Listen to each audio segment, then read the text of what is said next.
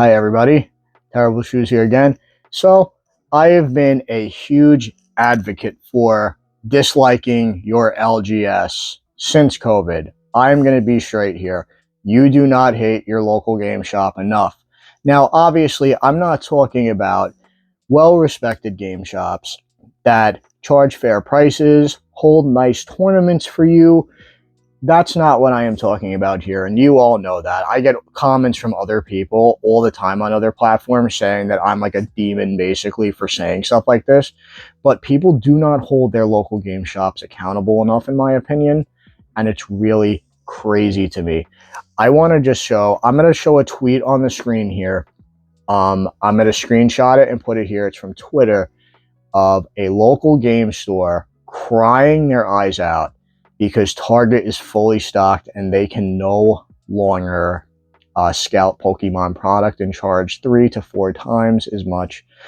And it's really crazy to me that LGSs still have this mentality. Now, every time I bring this up, I'm always told that, oh no, LGSs aren't like this anymore. It's a fluke. It's few and far beyond. No, it's not. It is not. And everybody and their mother knows it's not. You guys just keep perpetuating this because you just don't want to admit your local game store is a complete scumbag fest. So basically, I can fully admit this. I actually dumped multiple game stores that I used to go to because of their behaviors during COVID. Basically charging $20 to $40 for first partner packs, if you guys remember those. They came out during the celebrations era of Pokemon when they came with 3 large jumbo cards that were usually from a classic Pokemon set of the 3 starter Pokemon from that generation. And I'm gonna be real, those were very cool. I actually have a complete set of those here as well. But there was no chance in hell I was paying $40 for a $10 item. And it was so common around here to see stuff like that. And I just don't understand how people could still sit here and support these businesses even to this day. I would rather order online from Amazon half the time than support businesses that did stuff like that. I would literally rather order from Target at full retail and give Target my money than give some scummy LGS that tried to rip me off during a time when very few people had money, at least those that weren't sitting home collecting. Nothing against anyone there. But those of us that could not do that and had to work through the entire thing, could barely afford groceries, and then walking into your card shop and seeing a hobby that used to be extremely cheap. Pokemon packs prior to this used to be on, at least around here, you can get a lot of them 3 for $10, deals like that left and right. But as soon as the virus happened, you started seeing $10 for a pack of battle styles.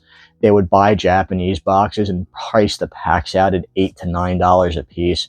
And this was so many shops. And it's hilarious to me that these very same shops now are having an absolute meltdown because they just can't overcharge for product anymore. It is so crazy to me that people still defend this. I will never understand why. Very obviously, they are fake fans and they just want to. There are other people who just want to resell and rip you, the consumer, off. And in my opinion, you need to assess your LGS far better than we have been, and we need to hold them accountable, call them out, don't buy from them, and alert others not to buy from them as well. That is right. I am telling you to go full scorched earth if they are trying to rip you off. And I'm not talking charging a couple dollars more for their overhead space. I am telling you, for ones that are charging 4 to 5 times the price simply because they can at this point. Let's not forget that at one point during COVID, people were literally going to their local Targets and Walmarts and other places, and they were buying out the shelves of whatever came in, bringing them back to their local game shop, and then charging for ETBs $60 to $70. I remember a big one for me was I actually witnessed 2 men who had come from 2 separate local game shops around here. They were employees of both of them. They went to a Target together. They were hunting. They were going to split the product evenly. And they get to the Target that I'm at, These two guys asked the cashier, because at the time they had implemented a rule where all trading cards were kept behind the service desk counter. These two men asked, hey, what Pokemon product do you guys have? So, long story short, the woman checks the back. She says, hey guys, I'm told there's only one Pokemon box left. And she says it's around the $40 one. I guess she didn't know. Obviously, Elite Trainer box, we would know something like that. These two buffoons quite literally got so mad trying to decide who was going to take that $40 trainer box back to their game shop and sell it, that they literally got into a fist fight right at the service desk at Target, and both were thrown out. And then the funniest part about it is, it turned out that it was a on clearance Crimson Invasion, I believe the set was, from Sun and Moon. It was a returned clearance Crimson Invasion ETB that had already been opened with the packs stripped out of it. Or the packs were opened and they stripped all the rares out and just threw all the rest of the garbage back in and returned it to Target. Which I'm sure stuff like that happening is really why they won't take trading cards back anymore. So again, that's just a little story from me. I'm not saying that your experience is going to be exactly the same, but I am saying this. You guys need to hold your local game stores more accountable for the absolutely horrible behavior they've exhibited.